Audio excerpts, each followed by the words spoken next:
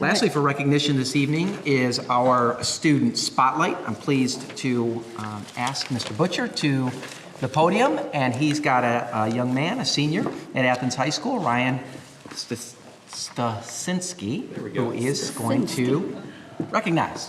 Thank you. Thank you, Dr. Macheski, and good evening, everyone.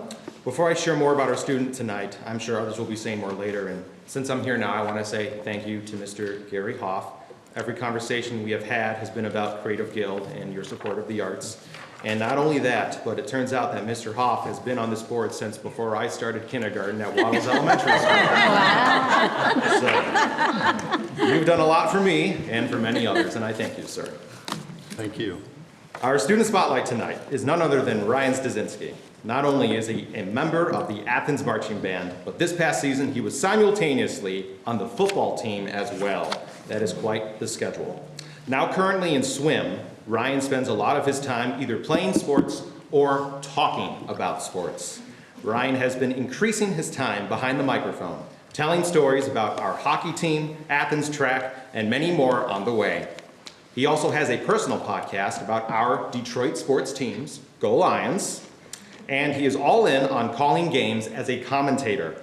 Tonight we'll be showing you some examples of his podcast and broadcasting skills, including clips from the recent SSAB basketball game. When I look at a student like Ryan, I get really excited about the potential of something we are not currently all in on, which is sports broadcasting. With Ryan, we have been dipping our toe, and he is helping us figure out what is possible. Last week, Ryan did an outstanding job doing play-by-play for the rivalry girls varsity basketball game. I was so excited to share his work on that game here tonight. But you'll have to take my word for it, because alas, his microphone was not connected. Oh. So I think we all can agree that one day a setup which allows us to monitor audio would be a worthwhile investment. Ryan's personality on the mic is a force to be reckoned with. We still have much to look forward to this school year, and we're very lucky to have someone like him inspire us to try something new.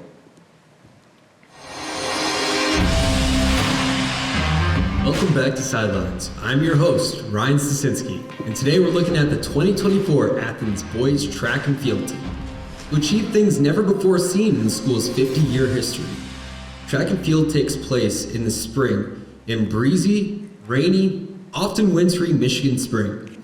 And with several early season meets canceled due to the weather, an ordinary Athens track team may have taken some time to get up and running, but this was not an ordinary Athens track team. Here's Coach Tom Cook. I'm kind of a superstitious guy, so as I'm looking at the roster coming back, and I'm talking to a lot of them, I was cautious to kind of tell them exactly what I thought they could achieve. The team experienced a ton of individual success throughout the season. In fact, by the end of the year, school records broken included the 100, 200, 400, 1600, 3200 meter, 4x400, 4x800, and the long jump. There were so many records broken that rather than simply replace the placards, the school bought a whole new record board for the gym. Welcome back to the Detroit Sports Show. I'm joined with Elliot. Hello. And we're going to be talking about not football this time, but basketball. The Pistons. Worst team ever, and we get the 5th overall pick. 5th pick, 3 years in a row. It's just constantly, we get the 5th pick, and I don't know, it's just this lottery system. I hate the lottery system. I hate it. That doesn't make sense. Exactly. We're the worst team ever. Stolen. Staff get the ball back. Going the other way. In the paint. See if they can get some work in there. No. It's rebounded. Students get the ball. Fast break students. Can he gather it? No, it's no good. Makes a move. Passes back. Takes a shot. Deep three, and it's good. That is a way to start getting your offense going.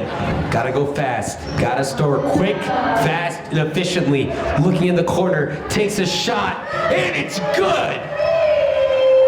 3 points.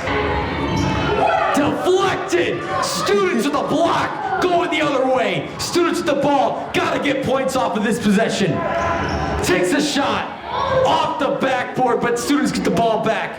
Takes another shot. Goes up. That's good. 4-2.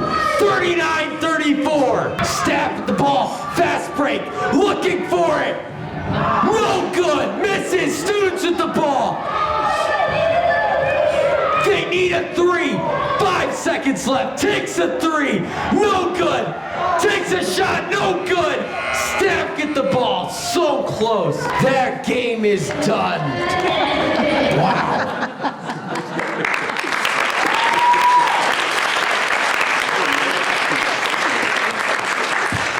In addition to that very exciting play-by-play he was doing, he was also working the camera. So good job, Ryan. That's a great first step in that.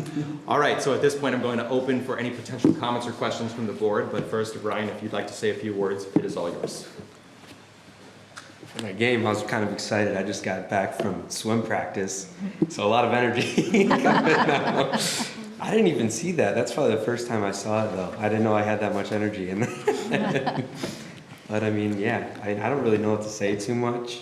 I mean, thank you guys for having me here. I mean, it means a lot.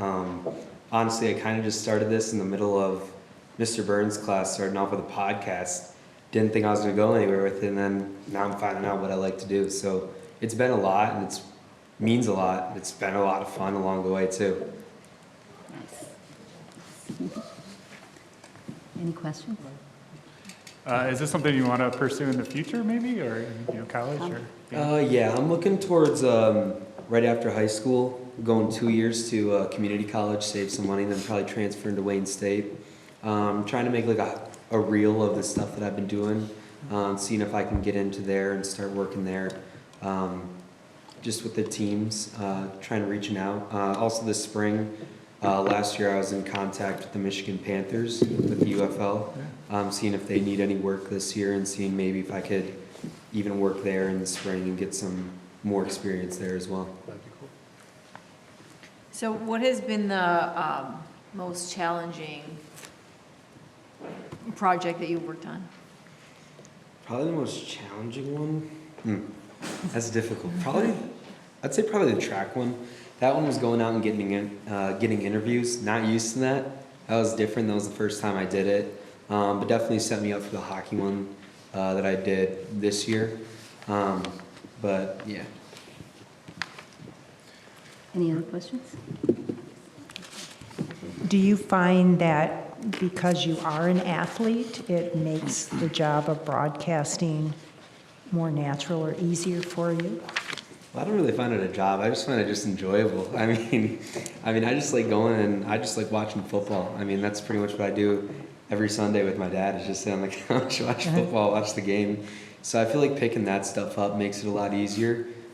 Really just watching it and listening to the radio when you're in the car, hearing the people talk about sports, makes it a lot easier to talk about sports when you're exposed to that all the time. So you think watching others play is probably more helpful to broadcasting than actually being an athlete yourself, or? I would say both help, but I would say probably watching and learning from other people is probably more where you're able to get with it, because I'm able to build stories upon what people tell me. I'm able to build stories upon the experiences that other people have had rather than my experiences. Okay, great. Wonderful. Any other questions? Great, I have a question. Narita. Question and kind of a comment. So me and Ryan actually went to elementary school together. I've known him since like Barnard. And I find this very inspirational because I remember like when we were little how much Ryan loved sports. Always with the Lions jerseys and everything, even when the Lions weren't playing that good. So it's really inspirational for me to see you pursue that passion and get to this point. So I guess like what advice would you give to your peers on how they should try new things and discover new passions? I mean, originally when I was younger, I thought I was going to be the one playing sports.